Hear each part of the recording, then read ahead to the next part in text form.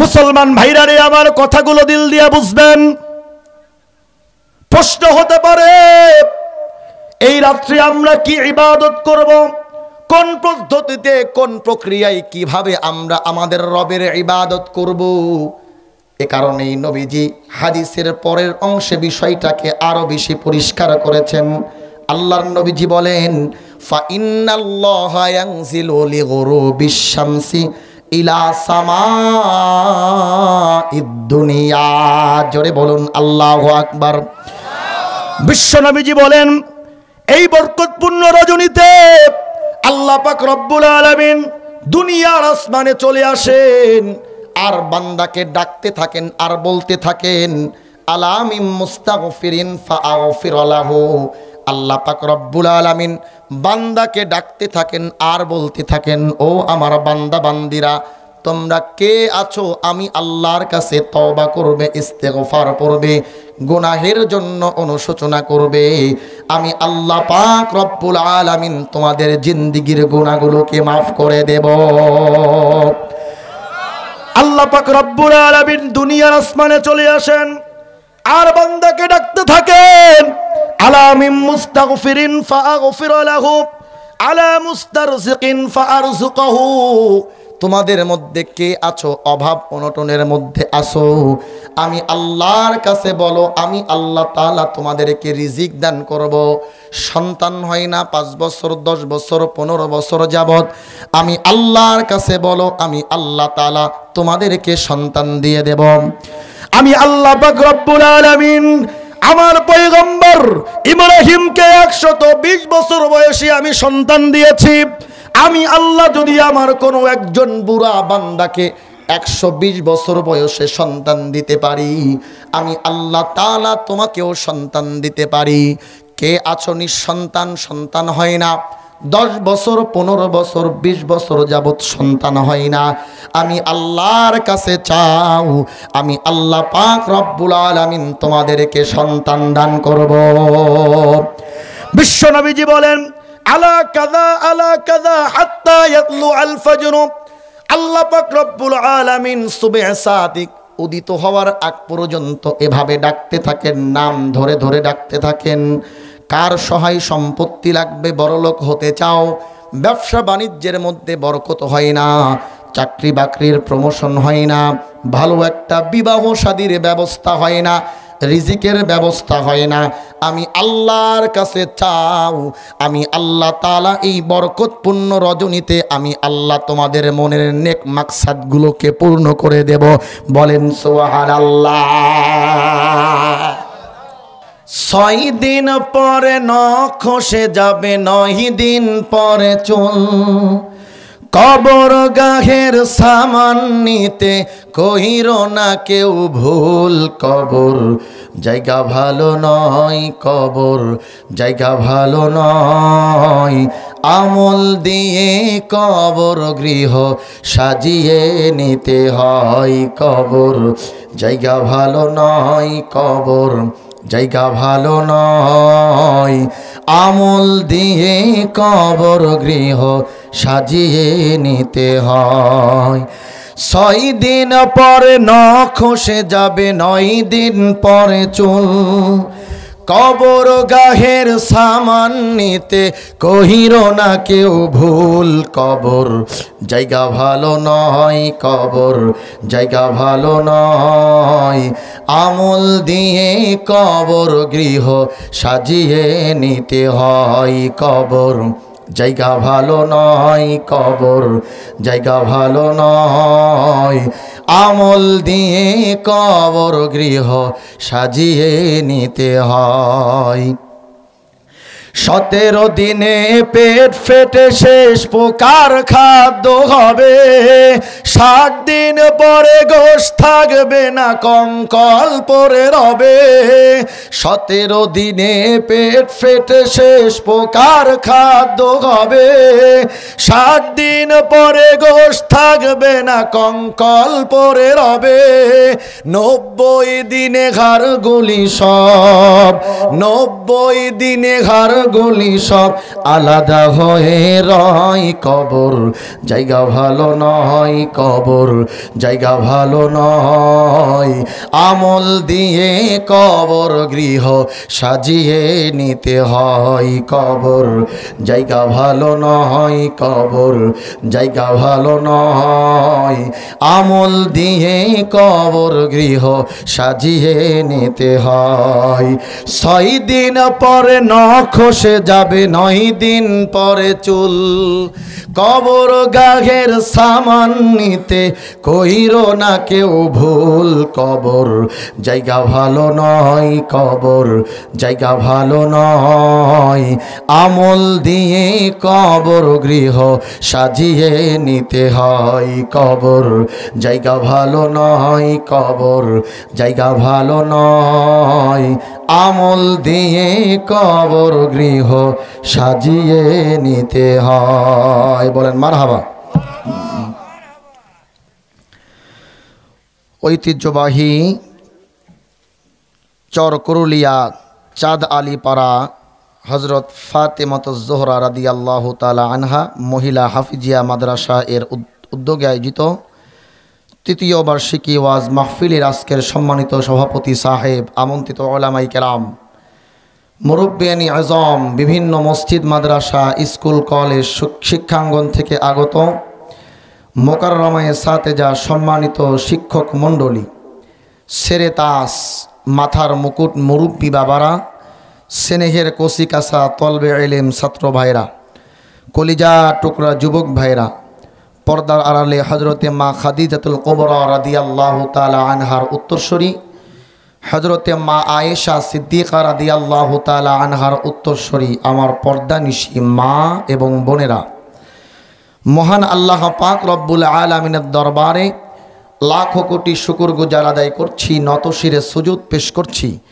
যে মহান মালিক আমাকে আপনাকে অশান্তময় পৃথিবীর অশান্ত পরিবেশ থেকে পাপ পঙ্কিলতায় পরিপূর্ণ গুনাহে ভরপুর অন্ধকার আচ্ছন্ন সমাজের ঘোর আধার থেকে জুলুমাত থেকে অমানিসা থেকে রহমতের হাত ছানি দিয়া আমার আপনার মতো অযোগ্য নালায়েক গুনাহগার বান্দা বান্দিদেরকে নবী আলাইহিস সালাতু ওয়াস সালামের ভাষায় দুনিয়ার মধ্যে সবথেকে উৎকৃষ্ট জায়গা সবথেকে দামি জায়গা জান্নাতের বাগান কোরআনের মজলিসে বা ওয়াক্ত বা আজমত বা মোহাব্বত শামিল হওয়ার তৌফিক এনায়েত করেছেন সেই মহান মালিকের দরবারে শুকরগুজার আদায় করছি সকলেই বলুন আলহামদুলিল্লাহ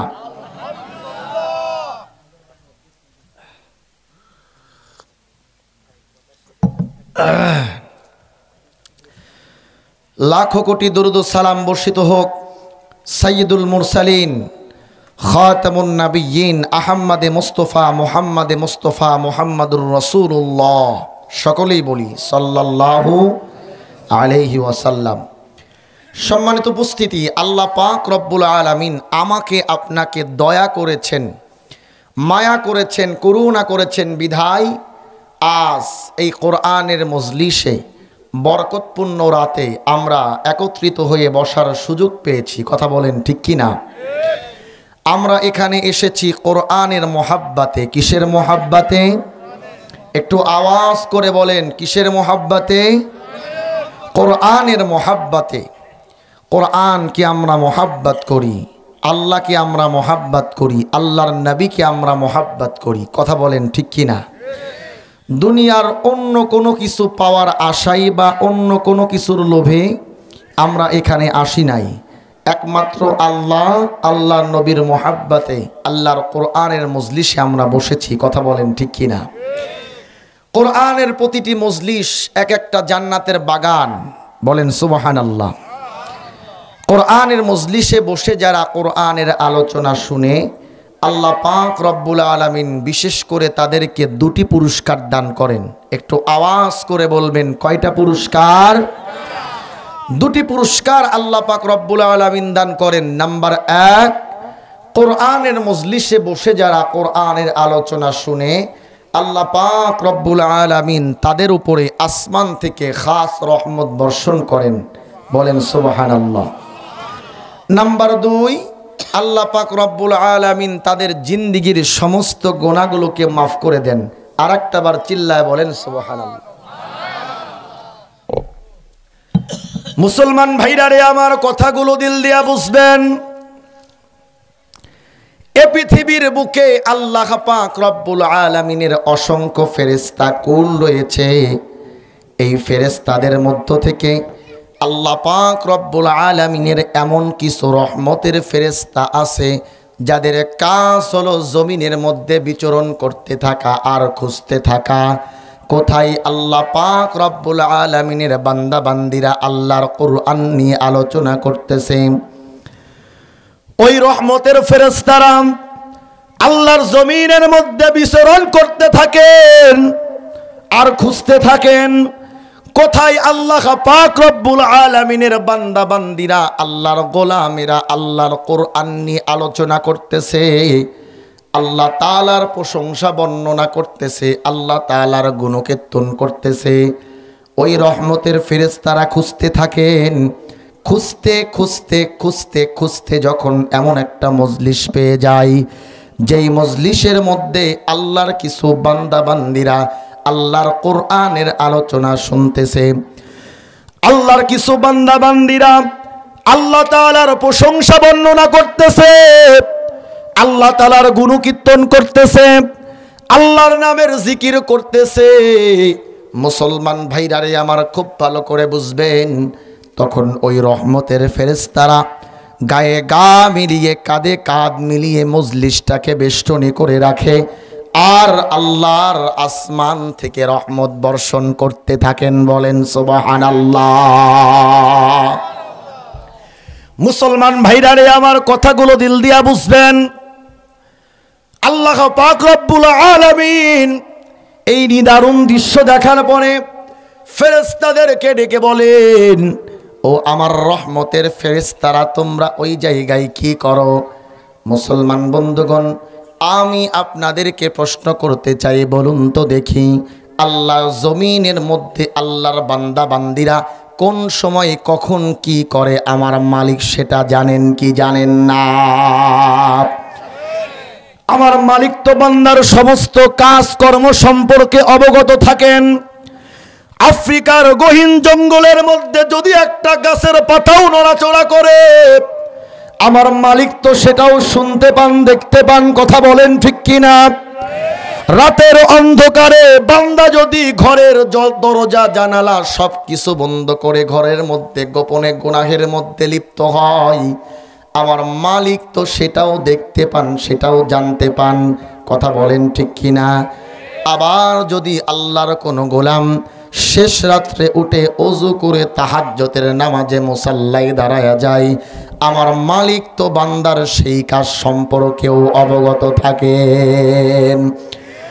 মুসলমান ভাইরা রে আমার খুব ভালো করে বোঝার চেষ্টা করবেন।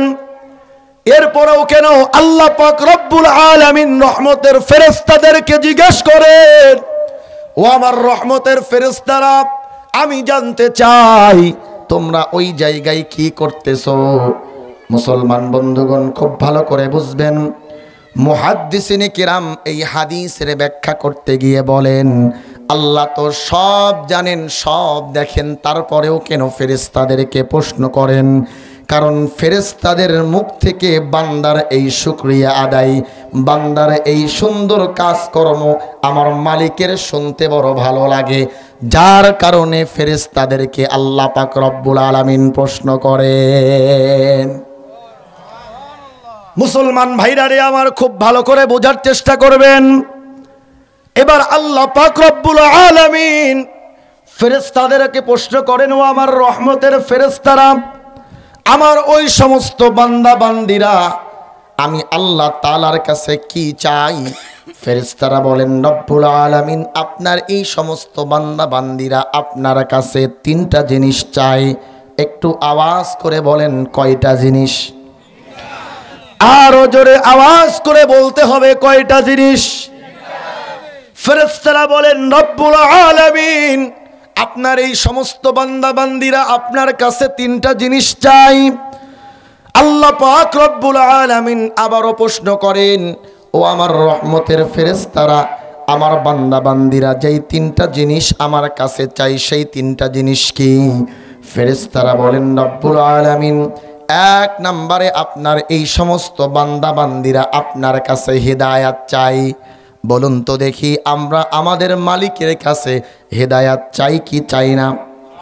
আরো জোরে বলেন, চাই কি চাই না?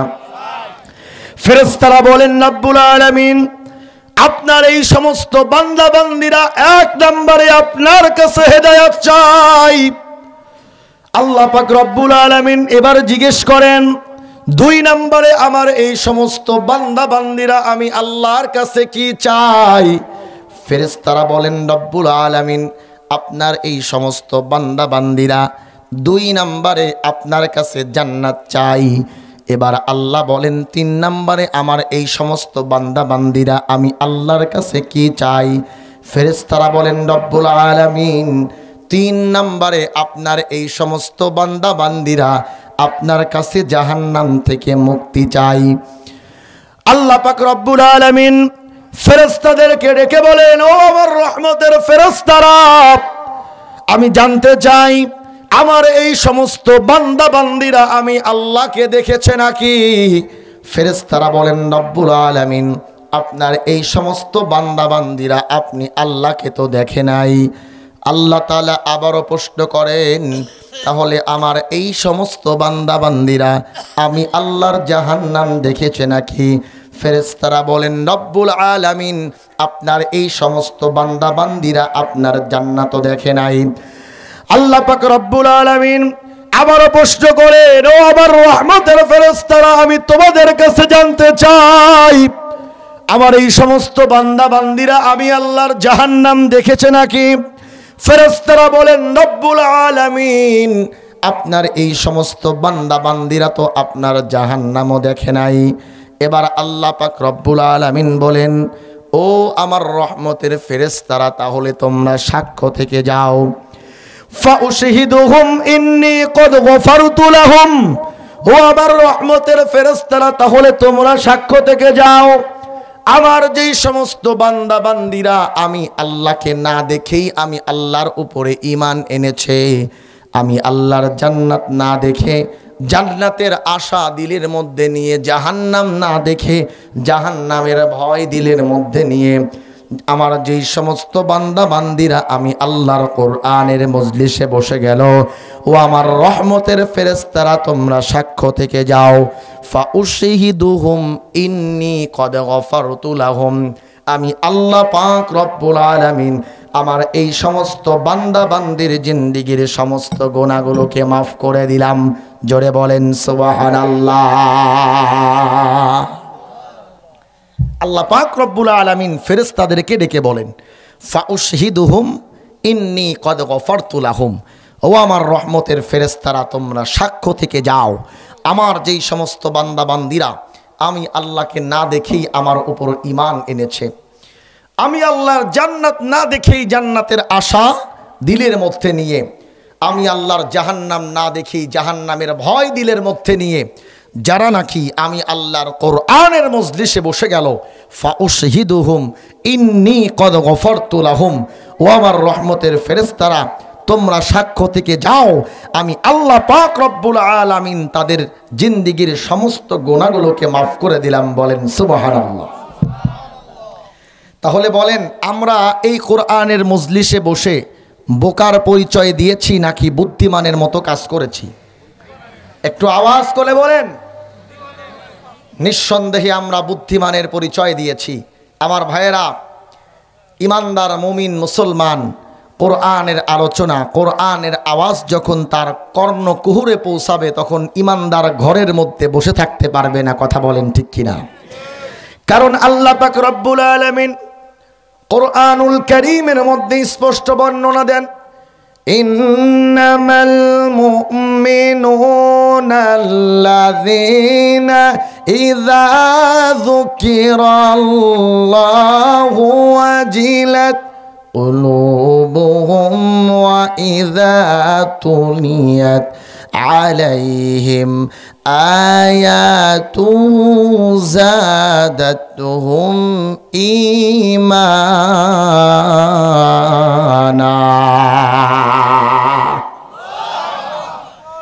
আল্লাহ পাক রব্বুল আলামিন কুরআনুল কারীমের মধ্যে স্পষ্ট বর্ণনা দেন, ঈমানদার মুমিনের সামনে যখন কোরআন থেকে আলোচনা করা হবে, যারা ঈমানদার মুমিন তাদের ঈমান বাড়তে থাকবে, আর তারা শুধুমাত্র কেবলমাত্র আল্লাহর উপরে ভরসা করবে। আমি আপনাদের কাছে জানতে চাই, বলুন তো দেখি, আমরা ভরসা করব কার উপরে? একটু আওয়াজ করে বলেন, ভরসা করব কার উপরে? আমাদের রবকে, আমাদের রিজিক দাতাকে, আমাদের বিধানদাতাকে। ওই মালিক ছাড়া কারো কাছে মাথা নত করার সুযোগ আছে নাকি? আল্লাহ পাক রব্বুল আলামিন বলেন, আমার জমিনের মধ্যে যারা আমার ঈমানদার মুমিন বান্দা বান্দি আছে, তারা কখনো বাতিলের রক্তচক্ষুকে ভয় করবে না। পৃথিবীর কোন কাফের মুশরিক বেঈমানের রক্তচক্ষুকে ভয় করবে না। আমার জমিনের মধ্যে আমার যেই সমস্ত ঈমানদার মুমিন বান্দা বান্দিরা আছে, তখন তাদের সামনে কোরআন থেকে আলোচনা করা হবে, যেমন ভাবে সাপুরি বিন বাজালে পড়ে সাপ আর গর্তের মধ্যে থাকতে পারে না, ছুটতে ছুটতে সাপুরির কাছে এসে ধরা দেয়। কথা বলেন ঠিক কিনা? অনুরূপভাবে যখন একজন ঈমানদারের সামনে কোরআন নিয়ে আলোচনা করা হবে, তখন ঈমানদারের ঈমান বাড়তে থাকবে। ঈমানদার আর ঘরের মধ্যে থাকতে পারবে না, চায়ের দোকানে থাকতে পারবে না, বন্ধুদের সঙ্গে আড্ডায় থাকতে পারবে না। ঈমানদারের সামনে যখন ঈমান নিয়ে আলোচনা করা হবে, ঈমানদার সঙ্গে সঙ্গে ওই জায়গায় চলে আসবে। ঈমানদারের সামনে যখন কোরআন নিয়ে আলোচনা করা হবে, কোরআন থেকে তেলাওয়াত করা হবে, ঈমানদার আর ঘরের মধ্যে বসে থাকতে পারবে না। আরামের ঘুমকে হারাম করে কোরআনের মজলিসে এসে বসে যাবে, আর তখন শুধুমাত্র কেবলমাত্র ভরসা করবে একমাত্র আল্লাহর উপরে। পৃথিবীর বুকে আল্লাহ ছাড়া কারো কাছে ঈমানদার কখনো মাথা নত করতে পারে না। কথা বলেন ঠিক কিনা? যত বড় সুপ্রিম পাওয়ারওয়ালা বাতুল শক্তি হোক না কেন, কাফের মুশরিক বেঈমান নাস্তিকদের রক্তচক্ষুকে ঈমানদার কখনো ভয় করবে না। কথা বলেন ঠিক কিনা? ঈমানদার শুধুমাত্র মাথা নত করবে এক আল্লাহর কাছে। আল্লাহ ছাড়া ঈমানদার কারো কাছে মাথা নত করতে পারে না। কথা বলেন ঠিক কিনা? এজন্য দেখবেন আল্লাহর জমিনে আল্লাহর কিছু ঈমানদার, প্রকৃত ঈমানদার মুমিন আল্লাহর বান্দাদেরকে দেখবেন জেল, জুলুম, নির্যাতন, নিষ্পীষণ, তারপরেও বাতিলের কাছে মাথা নত করে নাই। কথা বলেন ঠিক কিনা? বছরের পর বছর, যুগের পর যুগ মিথ্যা মামলা দিয়ে জেলখানার মধ্যে ভরে রাখা হয়। বছরের পর বছর, যুগের পর যুগ মিথ্যা মামলা দিয়ে জেলখানার মধ্যে ভরে রাখা হয়। চক্রান্তমূলকভাবে হত্যা করা হয়, ফাঁসির কাস্টে ঝোলানো হয়, তারপরেও ঈমানদার বাতিলের কাছে মাথা নত করে না। কথা বলেন ঠিক কিনা? আমার ভাইরা, আজকের রাত বরকতপূর্ণ রাত। কথা বলেন ঠিক কিনা? এই রাতে আমি আপনাদের সামনে বেশি ওয়াজ করতে চাই না। আজকে আমাদের দিলটা নরম করা দরকার। কথা বলেন ঠিক কিনা? এজন্য গরম হবে কম, নরম হবে বেশি। রাজি আছেন তো? ইনশাল্লাহ রাজি আছেন তো আমার ভাইরা? যাই হোক, আমার আলোচনার বিষয়বস্তু ওলামায়ে কেরাম যারা আছেন, ইতিমধ্যে কোরআন থেকে আমি তেলাওয়াত করেছি। আপনারা বুঝতে পেরেছেন, আন্দাজ করতে পেরেছেন আমি কোন বিষয়ে আলোচনা করব। আজকে যে রাতটি আমরা অতিবাহিত করছি, এ রাতকে বলা হয় শবে বরাতের রাত। কিসের রাত? শবে বরাতের রাত। যদি প্রশ্ন করা হয়, হুজুর শবে বরাত বলতে কিছু আছে নাকি, তো উত্তর হতে পারে শবে বরাত বলতে তো হাদিস কোরআনে কিছু খুঁজে পাওয়া যায় না। কথা বলেন ঠিক কিনা? আসলেই কিন্তু শবে বরাত বলতে হাদিস কোরআনে কিছু নাই, যেমনভাবে নামাজ বলতে হাদিস কোরআনে কিছু নাই। কি অবাক হচ্ছেন? নামাজ বলতে কোনো শব্দ হাদিস কোরআনে আছে? কি আছে? সালাত। মাশাআল্লাহ, আপনারা ভালো স্টাডি করেন, শুকরিয়া। আমার আলোচনা আপনারা বুঝবেন, কারণ আমি যা আলোচনা করব কোরআন এবং হাদিস থেকে। ফালতু কোনো গল্প গুজব আমি করতে পারি না, কিচ্ছা কাহিনী আমি বলতে জানি না। যা আলোচনা করব কোরআন থেকে তাফসির হবে, হাদিস থেকে ব্যাখ্যা হবে। তাহলে নামাজ বলতে কোরআন হাদিসে কিন্তু কিছু নাই। কি আছে? সালাত। অনুরূপভাবে শবে বরাত বলতে কোরআন হাদিসে কিছু নাই, কিন্তু আছে লাইলাতুন নিসফি মিন শাবান। যেই লাইলাতুন নিসফি মিন শাবান সেই শবে বরাত। কথা বলেন ঠিক কিনা? কেমন করে? প্রশ্ন হতে পারে হুজুর কিভাবে? খুব ভালো করে বুঝবেন, এই বিষয়গুলো আপনাদের জানার দরকার আছে না নাই? প্রশ্ন হতে পারে হুজুর কিভাবে? সব শব্দের অর্থ হলো রাত, আর বরাত শব্দের অর্থ হলো মুক্তি।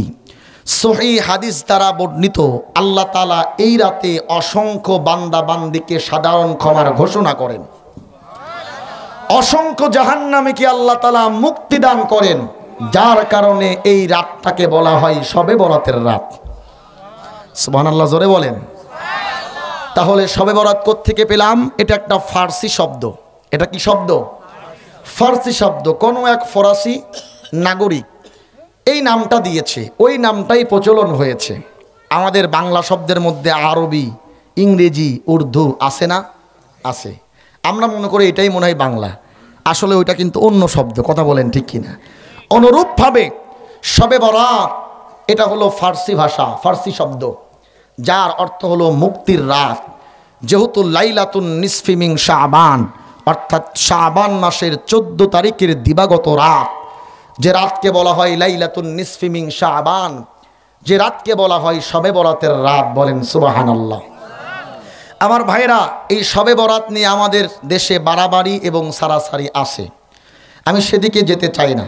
আপনারা গ্রামের মানুষ, বিতর্কর মধ্যে আমি আপনাদেরকে জড়াবো না। আমি সোজাসুজি আলোচনা করব। তবে একটা বিষয় না বলেই পারছি না। আমি আজকে আসার সময় অনলাইনে খুব কম ঢোকা হয় এখন ব্যস্ততার কারণে। রাত 2টা-3টা পর্যন্ত মাহফিল, সারাদিন ফজরের নামাজটা পড়ে জহর পর্যন্ত বিশ্রাম, আবার জহর পরে রওনা করতে হয় দূরে যদি মাহফিল হয়।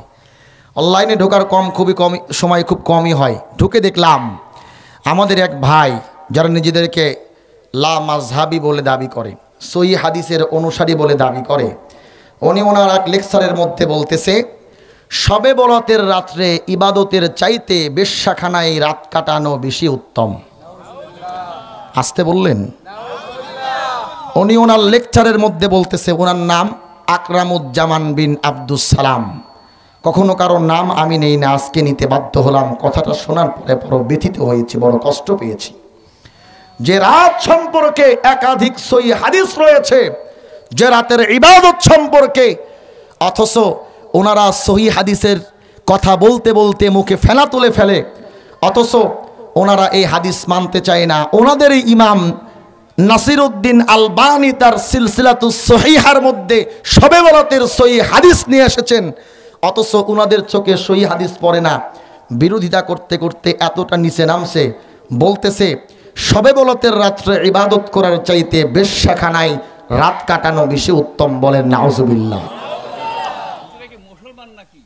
আমি এটাই বড় কথা, এখন মুসলমান আছে কিনা আমি বলি, সংক্ষেপে বলি।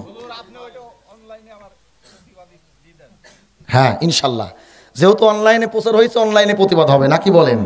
যাক আলহামদুলিল্লাহ, আমি আমার মুনাসিব কিছু মুসল্লি পাইছি আলহামদুলিল্লাহ। সত্য কথা বলতে কোনো ভয় নেই, কথা বলেন ঠিক কিনা? আমার ভাইরা, এই আকরামুজ্জামান বিন আব্দুস সালাম উনি এই কথা অনলাইনে বললেন, ওনার এক বক্তব্যের মধ্যে বললেন। আমি অবাক হলাম, আমি চিন্তা করলাম এই মূর্খ শায়েখের আসলে মাথা নষ্ট হয়েছে। কথা বলেন ঠিক কিনা? তো আমি আমার লাইভে এসে সঙ্গে সঙ্গে আমি বলেছি যে সমস্যা নাই, মানসিক হাসপাতালের, পাবনা মানসিক হাসপাতালের পাশেই আমাদের বাসা। আপনাদের শায়েখকে যদি মেন্টালে ভর্তি করতে চান তো আমরা আমাদের সিট বরাদ্দ দেব, আপনার শায়েখকে এনে ভর্তি করে দিবেন। কথা বলেন ঠিক কিনা? কারণ একজন মানুষের মাথার তার না ছিললে কখনো এ কথা বলতে পারে না। শবে বরাতের মতো পবিত্র একটা রাতকে নিয়ে এমন নোংরা কথা কোনো ইসলামের দায়ী বলতে পারে না। কথা বলেন ঠিক কিনা? যে রাত সম্পর্কে সহিহ হাদিস দ্বারা, অসংখ্য সহিহ হাদিস দ্বারা বর্ণিত যে রাতের ফজিলত সম্পর্কে বর্ণনা দেওয়া হয়েছে, আর এ রাত সম্পর্কে তিনি বক্তব্য দিলেন যে এই রাতে ইবাদতের চাইতে বেশ্যাখানায় বেশ্যাদের সঙ্গে সময় কাটানো বেশি উত্তম। এর চাইতে বড় মূর্খতা আর জাহালত অন্য কিছু হতে পারে না। কথা বলেন ঠিক কিনা? আল্লাহ তাআলা কোরআনে কি বলেন? লা তাকরাবুজ জিনা, খবরদার তোমরা জেনার কাছেও যেও না। যেখানে আল্লাহ তাআলা জেনার নিকটবর্তী হতে নিষেধ করেছেন সেখানে উনি জেনাকে প্রমোট করলেন। কথা বলেন ঠিক কিনা? সরাসরি কোরআনের আয়াতের বিরোধিতা করেছেন। আজকে আমি এই জালসার প্যান্ডেল থেকে এই কথাগুলো না বলে আমি পারলাম না। আমি বলতে চাই প্রকাশ্যে জনসম্মুখে এসে লাইভে এসে যেভাবে অনলাইনে আপনি কোরআন বিরোধী বক্তব্য দিয়েছেন, কোরআনের আয়াতের বিরুদ্ধে কথা বলেছেন, আপনাকে কালিমা পড়ে মুসলমান হতে হবে। কথা বলেন ঠিক কিনা? শবে বরাত সম্পর্কে অসংখ্য সহিহ হাদিস রয়েছে।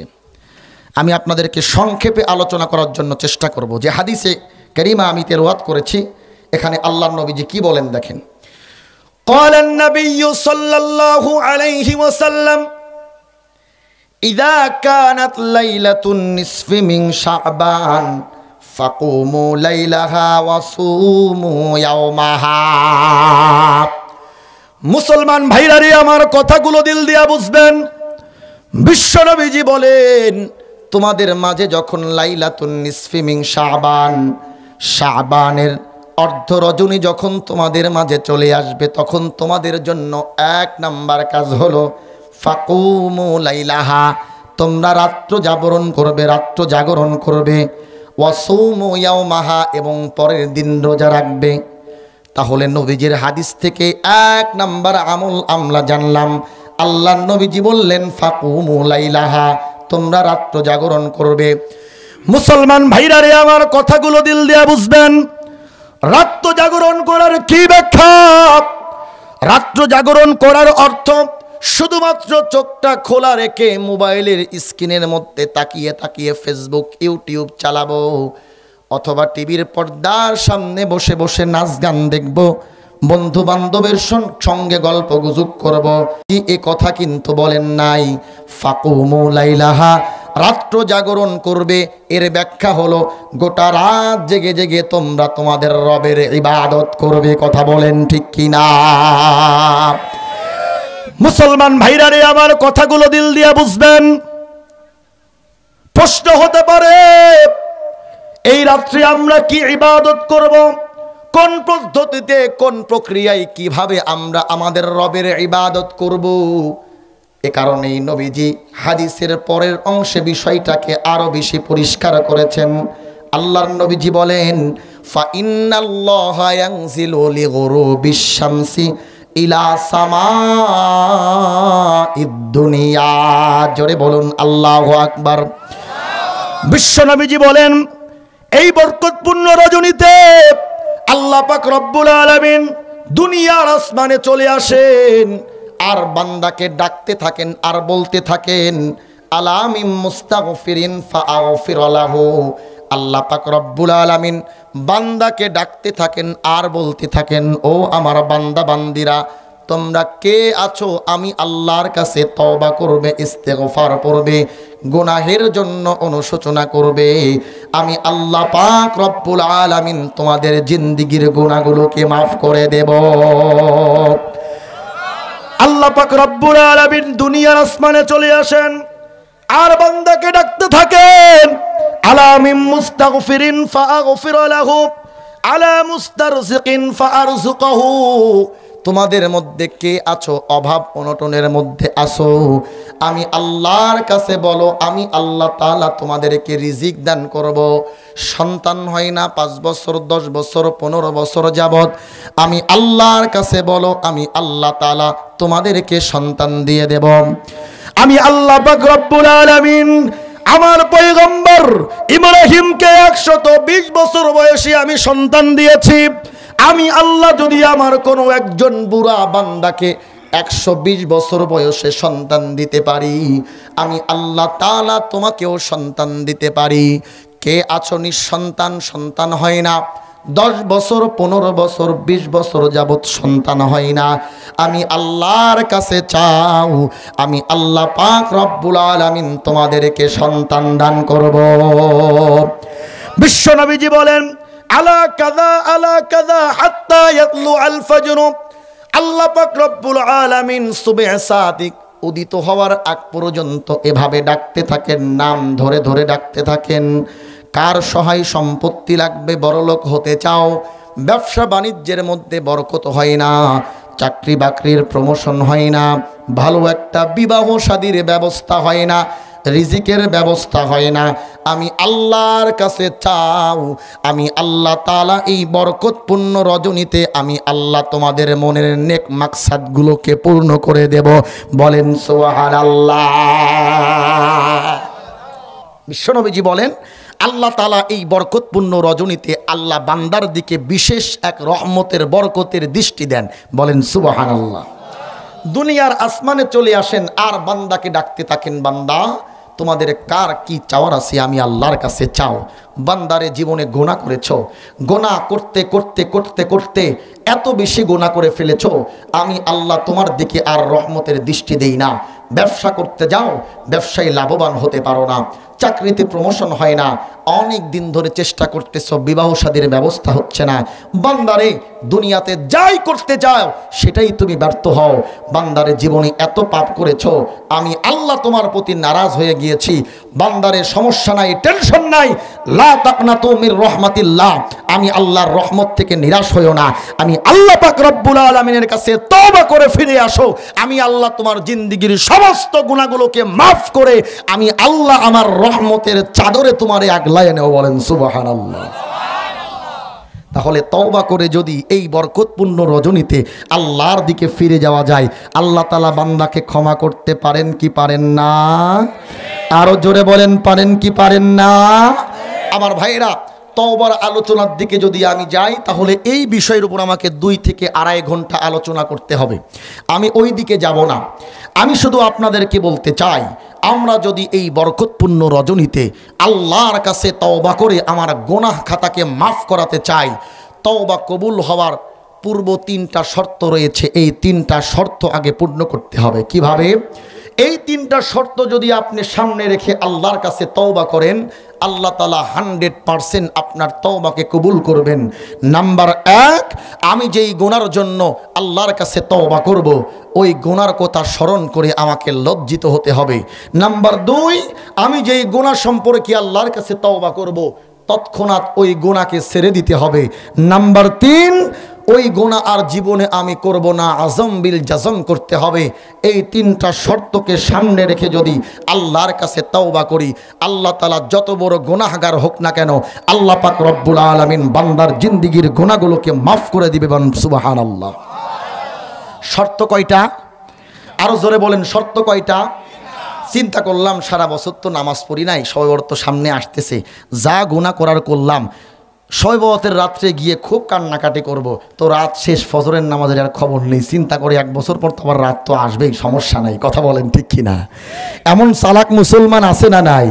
বলে হুজুর তো বলছে যে লাইলাতুন নিসফি মিন শাবান, শবে বরাতের রাত এতটা ফজিলতপূর্ণ রাত, এই রাতে দোয়া করলেই আল্লাহ কবুল করে। সারা বছর ধরে আকাম কোকাম করব, আর শবে বরাতের রাত আসলে পরেই এই রাতে কয়েক ওয়াক্ত নামাজ পড়ে, কয়েক রাকাত নামাজ পড়ে আল্লাহর কাছে ক্ষমা চাইবো, আল্লাহ সব মাফ করে দিবেন। মুসলমান খুব ভালো করে বুঝবে, তুমি যত চালাক, তোমার চাইতে তোমার মালিক আরো বেশি চালাক। কথা বলেন ঠিক কি না? এজন্য আল্লাহ তাআলা জানায়া দিলেন, বান্দারে তোমার তওবাকে যদি আমি আল্লাহর কাছে কবুল করাতে চাও, তাহলে এই 3টা শর্ত সামনে রাখতে হবে। নাম্বার 1, তওবা করার আগে তুমি যেই গুনাহ সম্পর্কে তওবা করবে, সেই গুনার কথা স্মরণ করে তুমি লজ্জিত হবে। নাম্বার 2, ওই গুনাহ তৎক্ষণাৎ তুমি ছেড়ে দিবে। নাম্বার 3, ওই গুনাহ আর জীবনে করবে না, মন থেকে দিল থেকে আজম বিল জাজম করতে হবে। এই 3টা শর্ত সামনে রেখে যদি তওবা করতে পারো, আমি আল্লাহ তাআলা তোমার তওবাকে কবুল করব। বলেন সুবহানাল্লাহ। তবে হ্যাঁ, এই বরকতপূর্ণ রজনীতেও আল্লাহ তাআলা 3 শ্রেণীর মানুষকে ক্ষমা করবেন না। সারা রাত যদি নফল নামাজ পড়ে, আল্লাহর পায়ে সিজদা করে, কান্না করে, বুক পিঠ সব কিছু ভিজিয়ে ফেলে, তারপরেও তার ক্ষমা হবে না। নবীজি বলেন 1 নম্বরে যার মধ্যে শিরিক আছে, নাম্বার 2 যে হিংসা করে। অন্য এক হাদিসের মধ্যে নবীজি বলেন, যে ব্যক্তি মা বাবার নাফরমানি করে। বলুন তো দেখি, মা বাবার নাফরমান সন্তান আমাদের সমাজে আছে না নাই? আছে। মানে প্রত্যেকটা ঘরে ঘরে আজকে নাফরমান সন্তান 5 ওয়াক্ত নামাজ মসজিদে এসে আদায় করে, মুখের মধ্যে সুন্নতি দাড়ি রেখেছে, সব সময় সুন্নতি পাগড়ি মাথার মধ্যে পেঁচিয়ে রাখে, কিন্তু মায়ের সঙ্গে রুক্ষ ভাষায় কথা বলে। বলুন তো দেখি, এমন নাফরমান সন্তান আছে না নাই? সন্তান 5 ওয়াক্ত নামাজ পড়ে, মসজিদের ইমাম সাহেবের সঙ্গে ওঠা বসা, কিন্তু বাবাকে সালাম দেয় না, এমন নাফরমান সন্তান আছে না নাই? মুহতারাম হাজিরিন, এ কারণেই আমি শবে বরাতের আলোচনা করতে গিয়েই, লাইলাতুন নিসফি মিন শাবান এই আলোচনা করতে গিয়েই মা বাবার হক সম্পর্কিত আমি কোরআনের আয়াত বর্ণনা করেছি। খুব ভালো করে বুঝবেন, আল্লাহ পাক রব্বুল আলামিন সূরা বানী ইসরাঈলের 23 নম্বর আয়াতের মধ্যে আল্লাহ তাআলা দুটা হক সম্পর্কে বর্ণনা দিয়েছেন। কয়টা হক? খুব ভালো করে বুঝবেন, কয়টা হক? দুইটা হক সম্পর্কে বর্ণনা দিয়েছেন। একটা হলো হকুল্লাহ, অর্থাৎ আল্লাহ তাআলার হক, যেমন 5 ওয়াক্ত নামাজ আল্লাহ আমাদের উপর ফরজ করেছেন, রমজান মাসের রোজা, সামর্থ্য থাকলে পরে যাকাত, এরপরে সামর্থ্য থাকলে পরে হজ করা। এই যে আবশ্যকীয় ইবাদতগুলো আছে, এগুলো হলো হকুল্লাহ, আল্লাহর সঙ্গে সম্পৃক্ত। হকুল ইবাদা, বান্দার সঙ্গে সম্পৃক্ত হক। আর বান্দার সঙ্গে সম্পৃক্ত যে সমস্ত হকগুলো রয়েছে, তার মধ্য থেকে অন্যতম একটা হক হলো পিতামাতার হক। কথা বলেন ঠিক কিনা? খুব ভালো করে বোঝার জন্য চেষ্টা করবেন, আমি আপনাদের থেকে খুব বেশি সময় নেব না। বান্দার হক সম্পর্কিত যে সমস্ত হকগুলো রয়েছে, তার মধ্য থেকে অন্যতম একটা হক হলো পিতামাতার হক। মুহতারাম হাজিরিন, হকুল্লাহ এবং হকুল ইবাদা, এই দুইটা হকের মধ্যে পার্থক্য কি? যদি বান্দা হকুল্লাহ তথা আল্লাহর হকের ব্যাপারে গাফিল হয়, আল্লাহ তাআলা ইচ্ছা করলে তাকে ক্ষমা করে জান্নাত দিতে পারেন। কিন্তু যদি কোনো বান্দার হকের ব্যাপারে গাফিল হয়, বান্দার হক নষ্ট করে, আল্লাহ তাআলা কুশ্চিন কালেও তাকে ক্ষমা করবেন না। কিয়ামতের ময়দানে তার কন্ডিশন কেমন হবে? আল্লাহ তাআলা ওই পাওনাদারের সামনে তাকে দাঁড় করিয়ে দিবেন, আর বলবেন, দুনিয়াতে তুমি তার যেই হক নষ্ট করেছো, আজকে কিয়ামতের ময়দানে ওই হকটা আদায় করে তারপরে সামনের দিকে অগ্রসর হও। জোরে বলেন নাউজুবিল্লাহ। বান্দা তখন বলবে, আল্লাহ, আমি তো দুনিয়াতে তোমার বান্দার জায়গা জমি আত্মসাৎ করেছি, অর্থ করি আত্মসাৎ করেছি, বোনের হক দেই নাই, ভাইয়ের হক দেই নাই, মা বাবার হক ঠিক মতো আদায় করি নাই, এগুলো তো আমি কিছুই নিয়ে আসি নাই।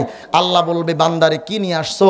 বান্দা বলবে, আল্লাহ, পাহাড় সমপরিমাণ সওয়াব, যেই সওয়াব নিয়ে আমি জান্নাতের দিকে রওনা করেছি। আল্লাহ বলবেন, বান্দারে, এবার এই সওয়াবগুলো তুমি তোমার পাওনাদারদেরকে দিতে থাকো। দিতে দিতে দিতে দিতে যখন দেওয়ার আর কিছুই থাকবে না, আল্লাহ পাক রব্বুল আলামিন এবার বলবেন, তোমার পাওনাদারদের গুনাহগুলো তোমার ঘাড়ের উপর নিয়ে এবার জাহান্নামের দিকে রওনা করো। বলেন নাউজুবিল্লাহ। বান্দার হক এতটাই সিরিয়াস, আল্লাহ তাআলা কোশ্চিন কালেও ক্ষমা করবেন না। আর বান্দার হকের মধ্য থেকে অন্যতম একটা হক হলো পিতামাতার হক, যার কারণেই আল্লাহ পাক রব্বুল আলামিন সূরাত বানী ইসরাঈলের 23 নম্বর আয়াতের মধ্যে আল্লাহর হক বর্ণনা করতে গিয়ে বান্দার হকের কথা বলেছেন, পিতামাতার হকের কথা বলেছেন। বলেন সুবহানাল্লাহ। আল্লাহ তাআলা কি বলেন? وَقَضَى رَبُّكَ أَلَّا تَعْبُدُوا إِلَّا إِيَّاهُ وَقَضَى رَبُّكَ أَلَّا تَعْبُدُوا إِلَّا إِيَّاهُ وَبِالْوَالِدَيْنِ إِحْسَانًا तरबियत से तेरी में अंजम के हम किस्मत हो, घर मेरे अजदाद का सरमाया इज्जत हो, उम्र भर तेरी मोहब्बत मेरी खिदमत कर रही, मैं तेरी खिदमत के काबिल जब हो, मैं तेरी खिदमत के काबिल जब हो। মুসলমান ভাইরা রে, আমার কথাগুলো দিল দিয়া বুঝবেন। কুরআনুল কারীমের 17 নম্বর সূরা সূরাত বানী ইসরাঈলের 23 নম্বর আয়াতের মধ্যে আল্লাহ তাআলা বর্ণনা দেন।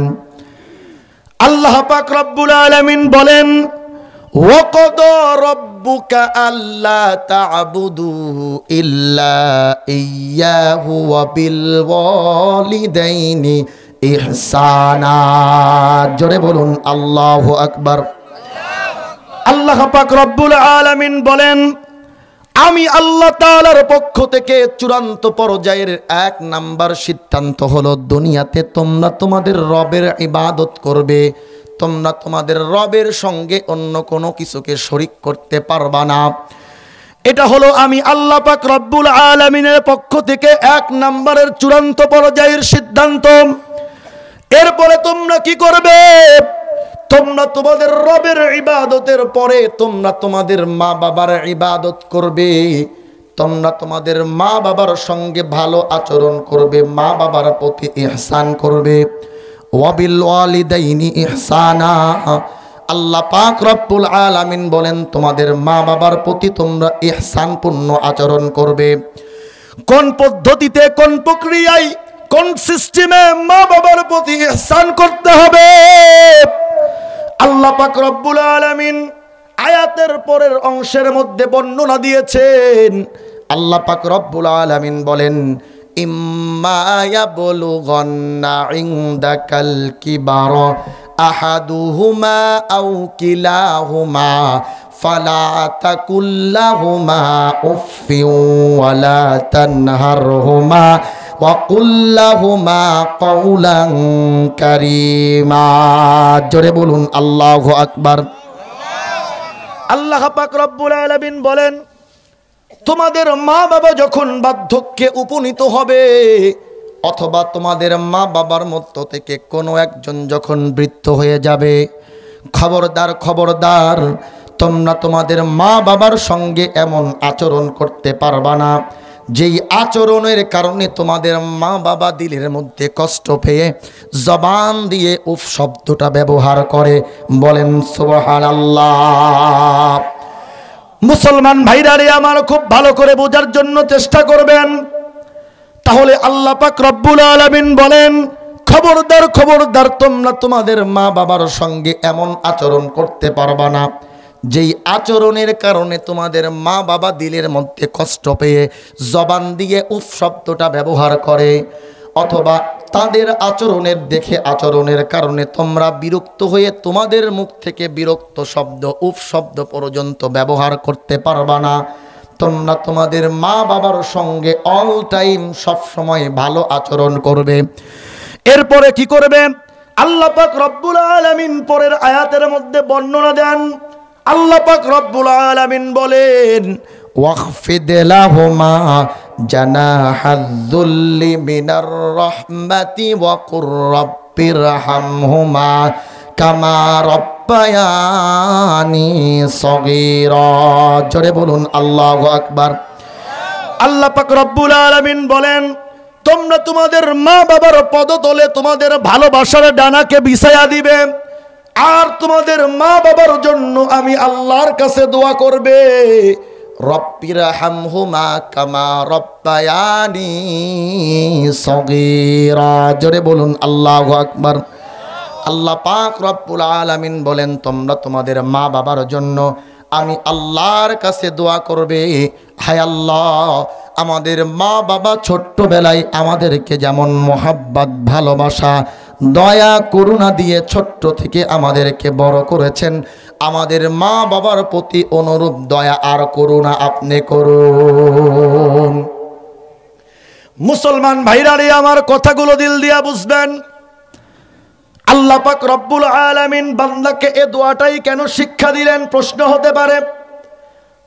হতে পারে আল্লাহ পাক রব্বুল আলামিন সন্তানকে মা বাবার ব্যাপারে এ দোয়াটাই কেন শিক্ষা দিলেন? আল্লাহ তাআলা মা বাবার ব্যাপারে সন্তানকে এ দোয়াও তো শিক্ষা দিতে পারতেন, তোমরা তোমাদের মা বাবার জন্য আমি আল্লাহর কাছে দোয়া করবে, আমি আল্লাহ পাক রব্বুল আলামিন যেন তোমাদের মা বাবার জিন্দেগীর গুনাহগুলোকে মাফ করে দেই।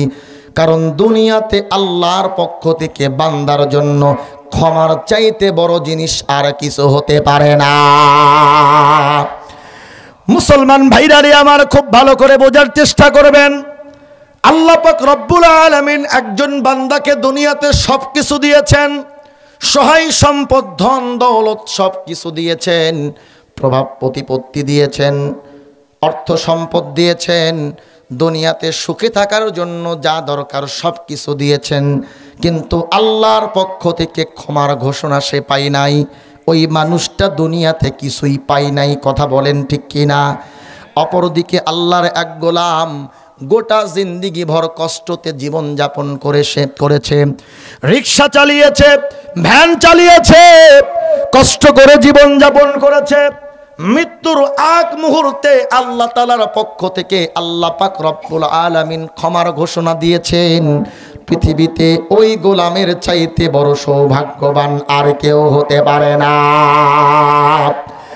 মুসলমান ভাইরা রে আমার, খুব ভালো করে বোঝার চেষ্টা করবেন। তাহলে আল্লাহ পাক রব্বুল আলামিন সন্তানকে মা বাবার ব্যাপারে এমন দোয়াও তো শিক্ষা দিতে পারতেন, তোমরা তোমাদের মা বাবার জন্য আমি আল্লাহর কাছে দোয়া করবে, আমি আল্লাহ পাক রব্বুল আলামিন যেন তোমাদের মা বাবার জিন্দেগির গুনাহগুলোকে মাফ করে দেই। আবার আল্লাহ পাক রব্বুল আলামিন সন্তানকে মা বাবার ব্যাপারে এমন দোয়াও তো শিক্ষা দিতে পারতেন, তোমরা তোমাদের মা বাবার জন্য আমি আল্লাহর কাছে দোয়া করবে, আমি আল্লাহ তাআলা যেন তোমাদের মা বাবার কবরটাকে জান্নাতের টুকরা বানায়া দেই। অথবা আল্লাহ পাক রব্বুল আলামিন সন্তানকে মা বাবার ব্যাপারে এমন দোয়াও তো শিক্ষা দিতে পারতেন, তোমরা তোমাদের মা বাবার জন্য আমি আল্লাহর কাছে দোয়া করবে, আমি আল্লাহ পাক রব্বুল আলামিন যেন তোমাদের মা বাবার জন্য পরকালের হিসাবকে সহজ করে দেই। অথবা আল্লাহ পাক রব্বুল আলামিন সন্তানকে মা বাবার ব্যাপারে এমন দোয়াও তো শিক্ষা দিতে পারতেন, তোমরা তোমাদের মা বাবার জন্য আমি আল্লাহর কাছে দোয়া করবে, আমি আল্লাহ পাক রব্বুল আলামিন যেন তোমাদের মা বাবার জন্য ফুলসিরাতকে সহজ করে দেই। অথবা আল্লাহ পাক রব্বুল আলামিন সন্তানকে মা বাবার ব্যাপারে এমন দোয়াও তো শিক্ষা দিতে পারতেন, তোমরা তোমাদের মা বাবার জন্য আমি আল্লাহর কাছে দোয়া করবে, আমি আল্লাহ পাক রব্বুল আলামিন যেন তোমাদের মা বাবাকে বিনা হিসাবে জান্নাতুল ফেরদাউস দান করে দেই। কথা বলেন ঠিক কিনা? মুসলমান ভাইরা রে আমার, প্রশ্ন হতেই পারে আল্লাহ তাআলা সন্তানকে এমন কোনো একটা দোয়া শিক্ষা দিতে পারতেন মা বাবার ব্যাপারে, আল্লাহ তাআলা এই দোয়াটাই কেন শিক্ষা দিলেন? রব্বির হামহুমা কামা রব্বায়ানি সগীরা। আল্লাহ তাআলা সন্তানকে মা বাবার ব্যাপারে এই দোয়াটাই কেন শিক্ষা দিলেন? মুফাসসিরিনে কেরাম এই আয়াতের ব্যাখ্যা করতে গিয়ে বলেন, কারণ দুনিয়ার মধ্যে মা বাবা সন্তানকে যতটা মায়া মোহাব্বত, দয়া মায়া মোহাব্বত, ভালোবাসা করুণা দিয়ে ছোট্টবেলা থেকে বড় করেন, পৃথিবীর কোনো মানুষ এই মোহাব্বত ভালোবাসার দৃষ্টান্ত রাখতে পারে না। একজন মা তার সন্তানকে যতটা মোহাব্বত ভালোবাসা দিয়ে ছোট্টবেলা থেকে বড় করে তোলে, পৃথিবীর কোনো মানুষ সেই ভালোবাসার দৃষ্টান্ত রাখতে পারে না। কথা বলেন ঠিক কিনা? যুবক, তুমি তোমার বান্ধবীর সঙ্গে প্রেমের সম্পর্ক 5 বছরের, পালিয়ে বিবাহ করলে, তোমাকে ছাড়া কিচ্ছু বোঝে না, ভাত খায় না। কথা বলেন আছে না নাই? 3 দিন যাবৎ ভাত খায় না, বল্টুর ছেলে সোল্টুর সাথে আমারে বিবাহ দেওয়াই লাগবে। কথা বলেন ঠিক কিনা? শেষ পর্যন্ত বাবা মার অমতে বাড়ি থেকে বের হয়ে গেছে দুজনে হাত ধরে, কিছুদিন যেতে না যেতেই আর একজনের সঙ্গে হাত ধরে পালায়। আছে না নাই? দুনিয়ার পিছনে পড়ে, প্রত্যেকটা ভালোবাসার পিছনে দুনিয়ার স্বার্থ রয়েছে। কথা বলেন ঠিক কিনা? কিন্তু মা যে সন্তানকে মোহাব্বত করে ভালোবাসে, পৃথিবীতে মায়ের ভালোবাসায় কোনো স্বার্থ থাকে না। কথা বলেন ঠিক কিনা? একটা মেসাল দিলে আপনাদের বুঝে আসবে, খুব ভালো করে বুঝবেন। সন্তান যদি বিদেশ থাকে, 5 বছর পরে বিদেশ থেকে আসবে, তো ভাই ফোন দিয়ে বলে, ভাই আপনি যখন বাড়িতে আসবেন আমার জন্য বর্তমান সময়ে সব থেকে লেটেস্ট ভার্সনের ফোন আইফোন 15 প্রো ম্যাক্স নিয়ে আসবেন। কথা বলেন ঠিক কিনা? বোন ফোন দিয়ে বলে, ভাই আমার জন্য বিদেশি মেকআপ বক্স আনতে হবে। বউ ফোন দিয়ে বলে, আমার জন্য দামি দামি স্বর্ণের অলংকার নিয়ে আসতে হবে। তো সন্তান মাকে ফোন দেয়, ফোন দিয়ে বলে, মা সকলেরই তো আবদার, তোমার জন্য কি আনবো? মা 2 চোখের পানি ছেড়ে কান্না করে আর বলে, বাবা আজ 5টা বছর আমি আমার কলিজার টুকরা সন্তানটাকে আমার চোখের সামনে দেখি না, আমি আমার কলিজার টুকরা সন্তানটাকে আমার চোখের সামনে দেখতে চাই। বলেন ঠিক কিনা? এটা হলো মা, মায়ের মোহাব্বত ভালোবাসা। মা যে সন্তানকে কতটা মোহাব্বত ভালোবাসা দিয়ে ছোট্টবেলা থেকে বড় করেন, মা যে সন্তানের প্রতি কতটা দয়া আর করুণা করে, পৃথিবীর কোনো মানুষ এই দয়া মায়া মোহাব্বত ভালোবাসার দৃষ্টান্ত রাখতে পারে না। কথা বলেন ঠিক কিনা? এ কারণেই তো নবীজি বলেন এই বরকতপূর্ণ রজনী শবে বরাতের রাত, যে রাতে আল্লাহ তাআলা পৃথিবীর সমস্ত মানুষকে সাধারণ ক্ষমার ঘোষণা করেন, 3 শ্রেণীর মানুষকে আল্লাহ তাআলা ক্ষমা করবেন না। 3 শ্রেণীর মানুষকে আল্লাহ তাআলা ক্ষমা করবেন না। নাম্বার 1, যাদের মধ্যে শিরিক আছে, আর শিরকু বিল্লাহ, আল্লাহর সঙ্গে যারা শিরিক করে। নাম্বার 2, যাদের মধ্যে হিংসা আছে। নাম্বার 3, যারা পিতামাতার অবাধ্য সন্তান, পিতামাতার সঙ্গে নাফরমানি করে। আল্লাহ বলেন এই বরকতপূর্ণ রজনীতে পৃথিবীর সমস্ত পাপিষ্ঠকে আমি আল্লাহ ক্ষমার ঘোষণা করি, সকলকে সমান হারে আমি ক্ষমা করে দেব। অসংখ্য জাহান্নামীকে আমি আল্লাহ তাআলা জাহান্নাম থেকে মুক্তি দেব। কিন্তু নাফরমান সন্তান, মা বাবার সঙ্গে যারা নাফরমানি করে, মা বাবার দিকে যারা চোখ রাঙিয়ে কথা বলে, বউয়ের কথা শুনে সুন্দরী বউয়ের পাল্টানি পরে যারা মা বাবাকে সংসার থেকে আলাদা করেছে, গোটা রাত ধরে তারা যদি সেজদার মধ্যে পড়ে কান্নাকাটি করে, আমি আল্লাহ তাআলা ওর দোয়াকে কবুল করব না। আমি আল্লাহর দরবারে ওর জন্য কোনো ক্ষমা নাই। বলেন নাউজুবিল্লাহ। এই কথাটা বলতেই মা বাবার হক সম্পর্কে আমি আপনাদেরকে বর্ণনা দিচ্ছি। মা বাবার হক নষ্ট করা, মা বাবার সঙ্গে নাফরমানি করা। কেন নাফরমানি করবেন? আপনার মা আপনার বাবা যে অবদান আপনার উপরে রেখেছেন, নাফরমানি করার তো কোনো সুযোগই নাই। বরং গায়ের রক্ত বিক্রি করে হলেও মা বাবার হক আপনাকে আদায় করতে হবে। কথা বলেন ঠিক কিনা? মুসলমান ভাইরা, আমার কথাগুলো দিল দিয়া বুঝবেন।